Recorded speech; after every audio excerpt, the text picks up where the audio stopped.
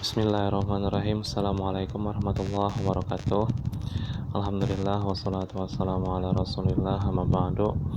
Langsung saja teman-teman mahasiswa yang dirahmati Allah Subhanahu wa taala, untuk pertemuan ke-7 hari ini, mata kuliah alternatif penyelesaian sengketa, kita pakai video, sedangkan yang satunya untuk kaidah fikih muamalat nanti akan saya kirim via WhatsApp saja seperti minggu kemarin ya.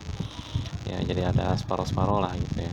Dan perlu saya ingatkan bahwa minggu depan nanti kita udah ujian akhir ya, jadi persiapkan diri kalian dan ulangi kembali materi-materi yang udah kita pelajari sebelumnya. Baik, langsung saja. Hakam ya, hakam atau bahasa Indonesianya yaitu juru damai. Juru damai ini adalah alternatif untuk penyelesaian sengketa perkawinan saja. Jadi untuk sengketa lainnya nggak bisa pakai hakam ya. Ya mungkin bisa, tapi secara formal dan tertulis hakam itu hanya untuk sengketa perkawinan saja. Begitu untuk pengantarnya ya. Nah, adapun pengertiannya sendiri, hakam adalah juru damai yang berasal dari satu orang dari keluarga pihak laki-laki dan satu orang lagi dari keluarga pihak perempuan. Jadi hakam itu selalu ada dua gitu ya. Bukan satu orang seperti mediator atau arbiter ya. Dalam hal hakam itu selalu dua orang. Satu orang berasal dari pihak laki-laki, pihak keluarga laki-laki gitu ya, atau pihak keluarga suami. Kemudian satu orang lainnya adalah dari pihak keluarga istri, yang tugasnya adalah mengusahakan perdamaian antara kedua suami istri yang sedang berselisih. Jadi kalau nggak ada yang berselisih ya nggak perlu ada juru damai gitu ya. Baik, langsung aja. Dasar hukum hakam sendiri ini adalah dari Al-Quran ya, dalam surah An-Nisa ayat 35. Wa in khiftum shiqaqa bainihima fab'atsu hakama min ahlihi wa hakama min ahliha. Artinya kurang lebih, dan jika kamu khawatirkan ada persengketaan antara keduanya, antara suami istri maksudnya ya, maka kirimkanlah seorang hakam atau juru damai dari keluarga laki-laki dan seorang hakam lagi dari keluarga perempuan. Nah, jadi dari ayat ini pun kita udah pahami ya bahwa hakam itu ada dua orang. Satu orang dari pihak keluarga laki-laki dan satu orang lainnya dari pihak keluarga perempuan. Jadi hakam ini secara formal nggak ada sebenarnya di kita gitu ya. Tapi karena ada ayat Qur'annya, makanya ingin saya kenalkan di sini. Terus dalam hal ketentuan hakamnya tadi sudah kita sebutkan bahwa hakam itu sebaiknya adalah keluarga dekat, kerabat gitu ya, yang memang tahu sifat dari masing-masing pihak yang ia wakili. Misalnya dari pihak istri ya bisa jadi kakaknya atau ayahnya atau ibunya gitu ya. Begitu juga dengan pihak suami, bisa jadi kakaknya, misalnya yang di dalam hal ini Upin Ipin lagi bersengketa gitu ya, ya Kak Ros lah yang menjadi hakamnya, ya mungkin kayak gitulah maksud dan tujuannya gambar ini gitu ya. Kenapa kok harus keluarga dekat? Supaya orang ini mudah untuk memberikan nasihat dan masukan. Kalau orang lain kan mungkin agak sulit gitu ya, mungkin ya. Jadi di sini konsepnya agak sedikit beda dengan mediator. Mediator dia harus orang luar ya kan ya. Kenapa? Karena supaya mediator ini objektif, karena dia cuma satu orang gitu kan.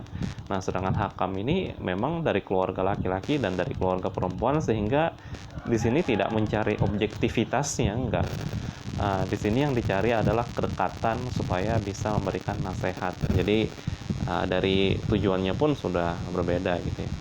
Kemudian secara praktis yang kedua, ketentuan hakam itu setelah terpilih gitu kan hakamnya siapa, kemudian hakam ini mengumpulkan informasi kepada pihak yang ia wakili untuk mengetahui apa yang diinginkan oleh pihak tersebut gitu ya. Misalnya gini, hakam dari suami itu ngobrol dulu sama si suaminya, juru damai ini, yang dia inginkan dari istri itu apa sih gitu kan. Biasanya kan orang berantem itu karena ada sesuatu keinginan yang tidak terwujud gitu ya, yang tidak berhasil diwujudkan oleh pihak lainnya. Mungkin si istri kurang apa, kurang ini, kurang itu, kurang sebagainya, atau si suami kurang ini, kurang itu, dan sebagainya. Nah, jadi tugas hakam inilah mengumpulkan informasi apa sebenarnya yang diinginkan dia dari istrinya, atau apa yang sebenarnya dia inginkan dari suami dia. Nah, jadi di situ kemudian muncul tawar-menawar ya antara suami dan istri. Kalau kamu bisa begini, maka aku bersedia damai. Nah, kan kayak gitu ya maksudnya ya. Nah, sebaliknya begitu juga dengan hakam dari istri. Dia harus menanyakan kepada istri ini sebenarnya yang dia inginkan dari suaminya itu apa gitu ya, supaya bisa damai kembali. Ya mungkin di sini contohnya cuma sebagai jok saja ya. Ada sebuah surat di atas materai gitu ya. Tulisannya mulai saat ini saya berjanji kepada istri saya akan berhenti berjudi, merokok, minum, tuak, bir, arak dan lain-lain. Apa ini? Menci, aduh, saya nggak bisa baca ini. Melirik istri orang ya dan bergaul. Apa bergaul itu maksudnya nggak ngerti juga. Ya itu contoh ini sebagai aja lelucon aja ya. Terus berikutnya, kalau si hakam ini sudah punya informasi gitu ya, maka hakam dari pihak istri dan hakam dari pihak suami bertemu ya. Nah, jadi bisa dengan suami istrinya, atau lebih bagus lagi kalau mereka bertemu di luar suami istri. Jadi suami istrinya nggak usah ikut aja gitu ya. Jadi cukup dua juru damai ini yang bertemu untuk menyampaikan demand atau keinginan dari masing-masing pihak kepada pihak lain supaya tercapai lah upaya damai. Jadi di sini tawar menawar lah istilahnya ya. Tawar menawar. Tawar menawar dalam artian ini loh yang istrinya inginkan, ini loh yang suaminya inginkan, supaya mereka ini berdamai. Jadi mereka di sini tugasnya adalah bertukar informasi yang tadinya sudah mereka dapatkan. Nah, misalnya di sini saya contohkan, pihak istri ingin agar suaminya jangan selingkuh lagi. Nah, itu kan jelas ya keinginannya apa. Nah, sebaliknya pihak suami ingin agar istrinya lebih perhatian terhadap dirinya. Nah, jadi kan jelas gitu ya, demand dari masing-masing pihak kemudian mereka pertukarkan dalam pertemuan ini gitu. Nah, kalau sudah dapat informasi tersebut, hakam selanjutnya menyampaikan hasil pertemuannya kepada pihak yang dia wakili. Di sini kan asumsinya suami istri nggak ikut dalam pertemuan tersebut. Nah, kalau pihak setuju, maka perdamaian otomatis bisa dilakukan. Maksudnya kalau suami siap, saya tidak akan selingkuh lagi, asalkan istrinya tadi mau perhatian gitu kan. Nah, sebaliknya si istri akan berkata, siap, saya tidak akan lebih perhatian asalkan suaminya lagi selingkuh. Tapi sebaliknya, kalau para pihak ini ternyata masih tidak setuju, sebaiknya si juru damai ini mengusahakan agar perdamaian tetap bisa dilakukan dengan cara tawar-menawar keinginannya kembali. Kalau misalnya si istri tidak siap untuk memberikan perhatian lebih, terus apa selain itu yang bisa diminta oleh suaminya, ya kan? Mungkin ada hal lain yang ingin dia minta dari istrinya. Sebaliknya, tapi kalau suami nggak mau tidak selingkuh, ya mungkin mending cerai aja. Ya gitu ya, jadi tawar menawar kembali gitu ya.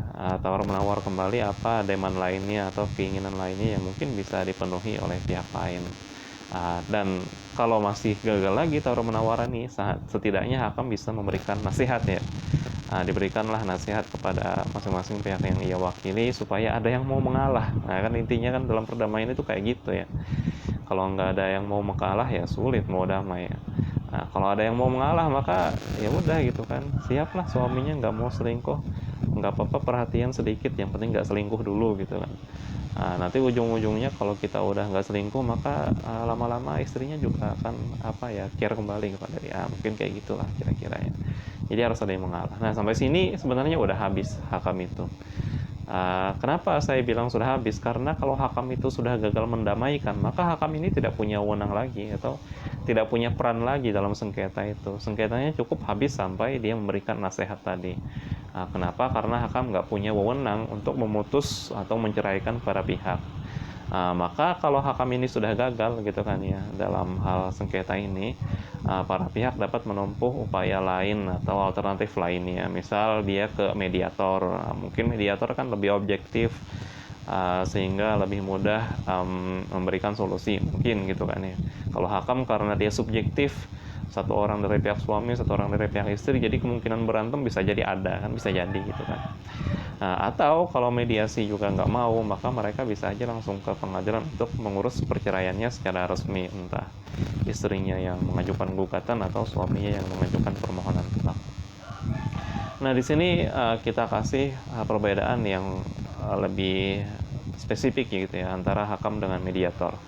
Kalau hakam tadi harus ada dua ya kan ya. Harus ada dua juru damainya, yang satu orang dari pihak istri dan satu lagi dari pihak suami. Nah, sedangkan mediator itu cukup satu atau tiga, jadi harus ganjil ya. 1 atau 3 ganjil. Dan mediator itu harus orang luar yang tidak punya hubungan kekerabatan dengan pihak yang bersengketa. Nggak boleh dia keluarga, ya otomatis kalau dia keluarga dari salah satu pihak, ya dia nggak akan bisa objektif seperti itu. Berikutnya, hakam ini juga hanya berlaku untuk sengketa perkawinan saja, sedangkan mediator bisa untuk sengketa-sengketa lainnya. Sengketa waris juga bisa, sengketa bisnis juga bisa juga. Dan terakhir, hakam itu sifatnya non formal karena di Indonesia nggak ada lembaga khusus yang yang isinya untuk memediasi sebagai hakam dari dua orang suami istri yang bersengketa, ada. Nah, sedangkan mediator itu ada, lembaga formalnya ada, bahkan ada pelatihannya. Kalau kalian mau jadi mediator itu ada pelatihan untuk menjadi mediator, ya bayarnya kurang tahu saya sekarang berapa. Nah, tapi juga ada lembaga non formalnya. Non formal itu maksudnya ya kadang-kadang kan ada suami istri yang nggak mau gitu kan ke lembaga tertentu, dia cukup minta pendapat dari ustadz setempat gitu ya. Nah, itu juga bisa. Nah, jadi itu perbedaan antara hakam dan mediator supaya kita bisa memetakan gitu ya, hakam itu apa, mediator apa. Mungkin sekian, sekali lagi saya ingatkan bahwa pertemuan yang akan datang itu sudah ujian akhir, jadi silakan dipelajari kembali apa yang sudah kita bahas di pertemuan-pertemuan sebelumnya. Baik, terima kasih. Assalamualaikum warahmatullahi wabarakatuh.